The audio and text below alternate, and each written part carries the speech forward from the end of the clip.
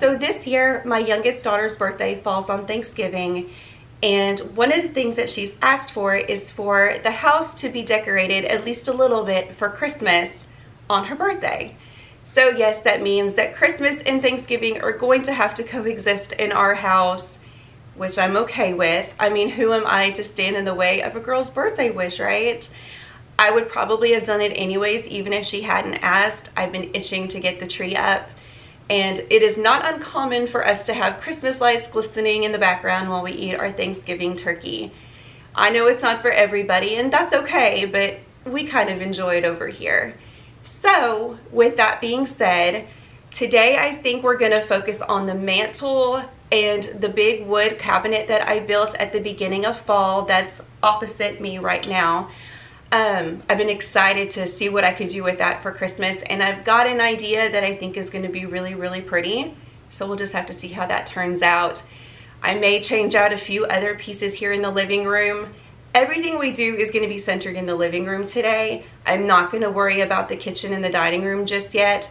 I'll more than likely wait until after Thanksgiving for that, but at least the living room can be all ready to go. I am going to wait to decorate the tree with my family. I'm not going to have that on camera. So the next time you guys see the tree, more than likely it will be decorated. I think this year I'm going to go for a very much Victorian theme, much like I did last year. Keeping it pretty simple. The tree will have lots of family ornaments on it. I'll probably do some more dried oranges. I have some big pretty poinsettias that I'm going to put on there. I did those last year too. So things will look a little bit the same as last year, but I will be changing a few things up. Plus this year we've got the dark navy blue walls, which we didn't have last year. So I think that's really going to add to the really elegant, cozy factor in this room this year. So I'm excited about that. So y'all, I've got on my cozy pajamas, my cozy socks. I've got a Santa mug full of hot coffee, and I'm ready to get started. So as is the case in most years, I'm going to go ahead and start with the fireplace mantle. I feel like that always sets the tone for the rest of the room. And this year, I ended up buying some new garlands. I hadn't bought new garland in years. I've never had any of these ones that looked very realistic. And I ended up finding this one at Walmart. I spent, I believe, $19.89 for each of them. I bought two. And I think I'm going to do a little bit of an asymmetrical swag. And then I'm going to top it off with maybe some beads, maybe some dried oranges, and then maybe add some ribbon, and we'll see what we think about it. In full disclosure, my initial plan was to only use the command strips to hold the garland in place on the mantle, but the garland kept falling down. I think maybe if I had used a strip and a hook that was made to hold a little bit more weight, it would have worked better. I don't know. At any rate, I ended up putting a couple of nails on either end, and that seemed to do the trick. You'll probably see the hammer hanging out on the mantle in some of the clips, and I just thought I would explain why. I am really happy with the garland that I picked out. Eventually, I would love to have an even more realistic garland at some point, but for now, I'm really pleased with this one that I found at Walmart. I had had my eye on one at Hobby Lobby that was a bit pricier, but it was even more flexible and more realistic with the way that the branches kind of drape down. But that one ended up selling out probably the 1st of November. By the time I was ready to go and buy, it was already gone, and I guess that's just what happens now that they put out Christmas so early on in October, or start to. But I digress. I think more than likely next year I'll try and buy a couple of more, maybe a slightly different style, so that I can continue to layer them and it will have an even more full look. But I am more than pleased with the look of just the two of these this year.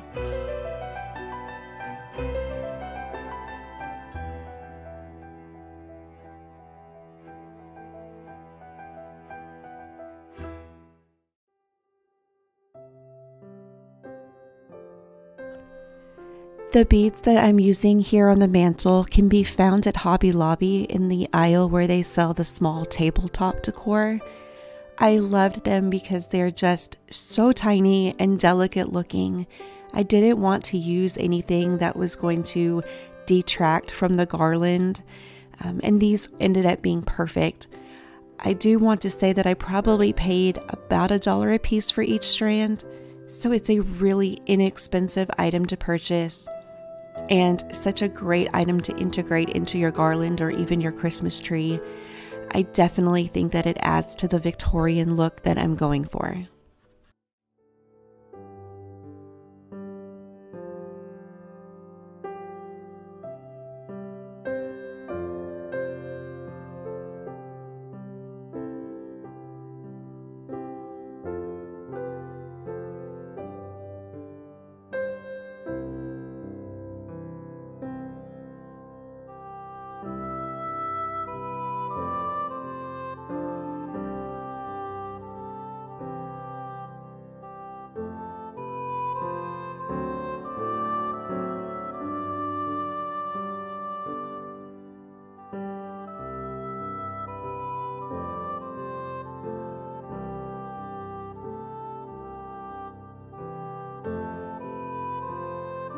So next I thought it might be fun to add in a few sprigs of baby's breath.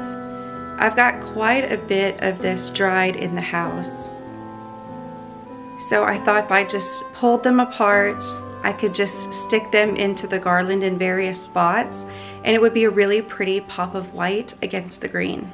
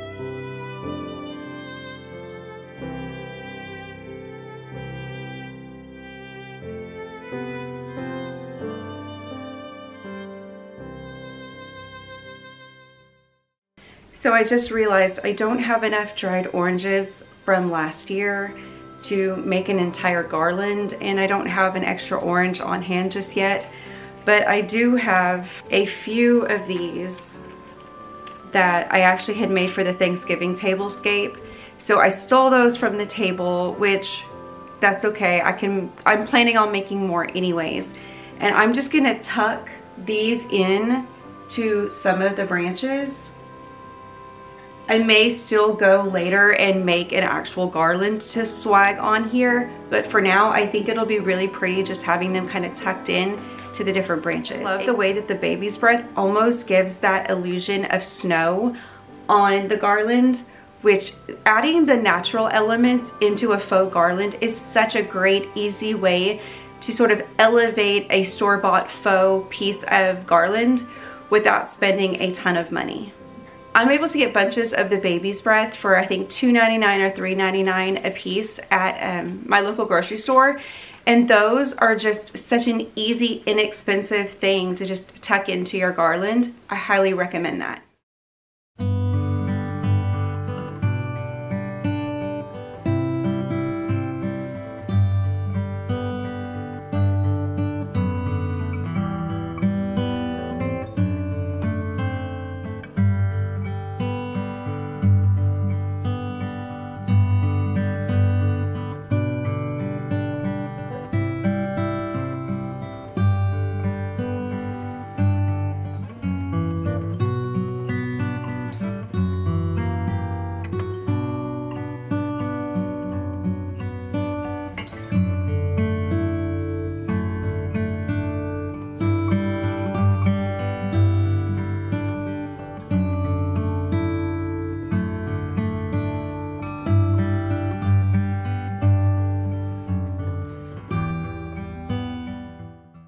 Another trick for hanging these would be to take a paper clip if you've got some. These work really well in place of ornament hangers. They work exactly the same way. They may be a little bit harder to kind of maneuver at first, but this way I can just wrap it around the branch as well.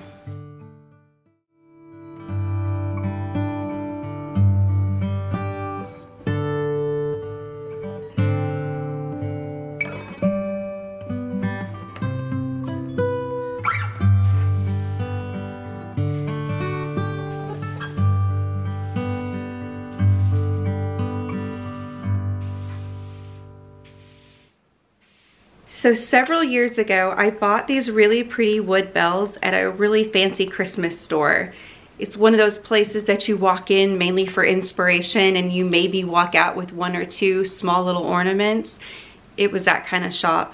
But I loved these bells so much, and I have incorporated them in our Christmas decor every single year since. And I think what I'm going to do this year is I'm going to dangle them off to the side of this garland over here, kind of like this.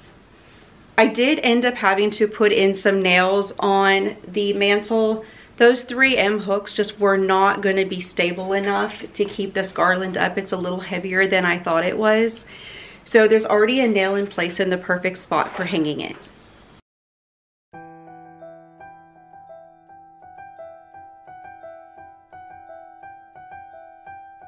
So now that we've got the mantle about where I want it, at least for now, I want to focus in on this vintage sewing table that I have beside our front door. I ended up getting this for free. I had bought some chairs from somebody on Facebook Marketplace, and they basically asked if I wanted this table, if I had room for it, if I had any use for it. And I was like, absolutely, I will load that bad boy up. So I did. And what I think I'm gonna do for Christmas this year on it is, I think I'm gonna put this, I think it was a ginger jar. When I purchased it at the thrift store, it didn't have a lid anymore, so I've always just used it more as just a base. But I've got a tabletop tree that was part of the Target dollar spot last year. My daughter used it in her room, and I'm stealing it this year. Shh, don't tell her. It's a flocked tree, and I think it's about 2 feet tall. But I've got some newspaper stuffed inside of this thing. I think I can get away with just putting the tree inside there and not needing to worry about the stand. I think the newspaper will support it good enough. And plus the hole isn't very big, so that should help kind of hold it in place. So let's see how that looks.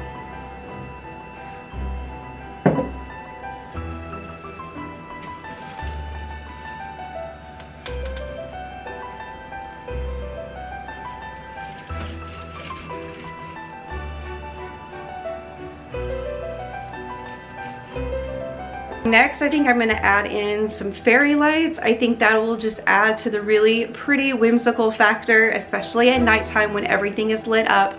At Christmas, you can never have enough lights.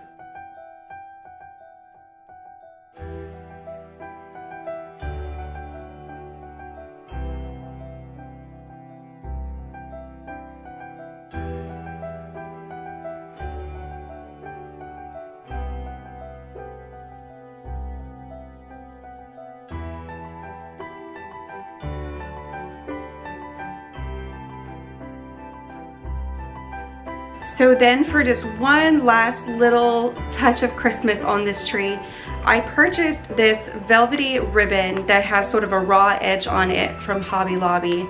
They had 2 of them left in this red color, so I grabbed both of them. And I think I'm just going to put a simple little bow right here on top of the tree.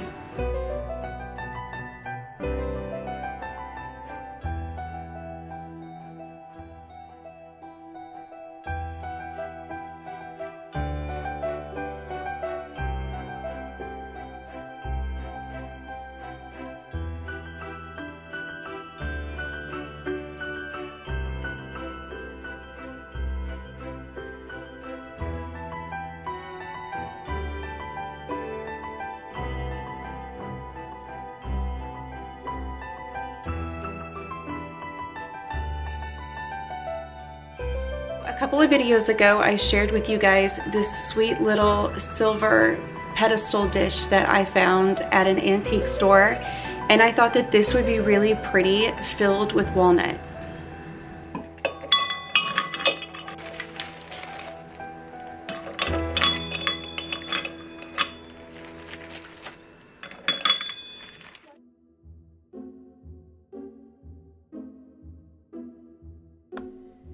And for this hanging basket by our front door, I just cut a couple of pine branches from one of our trees in the yard.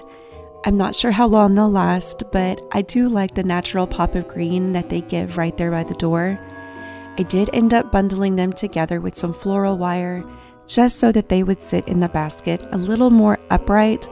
They had a tendency to want to kind of fall forward, and since we are in and out of that door all day long, I thought it was best for them to sit as far back in the basket as possible.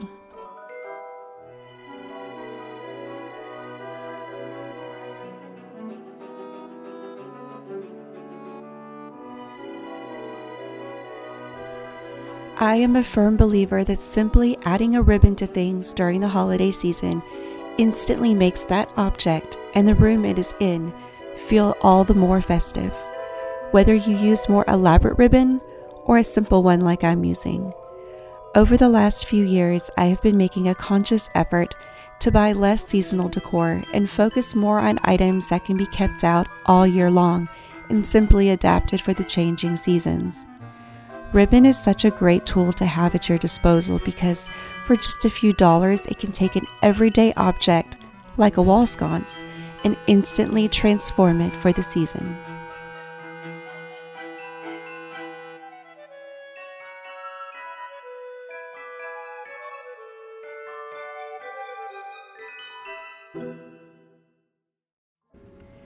Switching out your candles every holiday season is another really inexpensive way to change out your decor.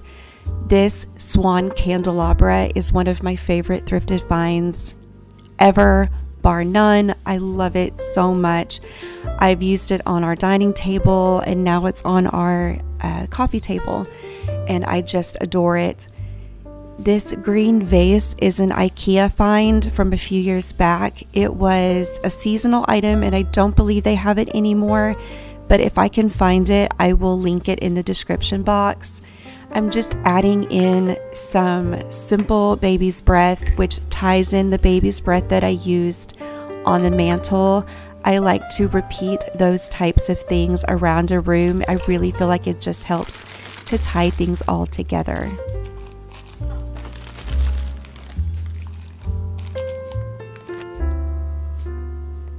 This is another thrifted swan.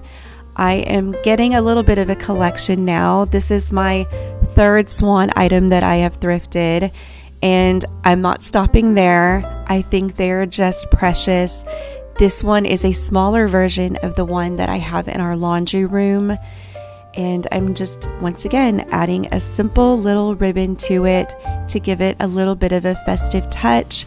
And then I'm just going to fill it with some little miniature pine cones that I picked up at Hobby Lobby last year.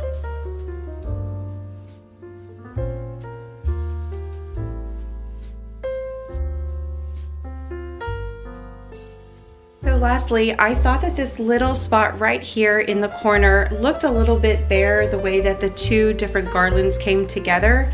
So I made this simple bow out of ribbon that I found at Joann's. I ended up getting it for, I believe, $5. It was 50% off. I made it with a really long tail so that it will come down well past the bells. And I just ended up tying in some more of that floral wire so that I can secure it easily to the garland.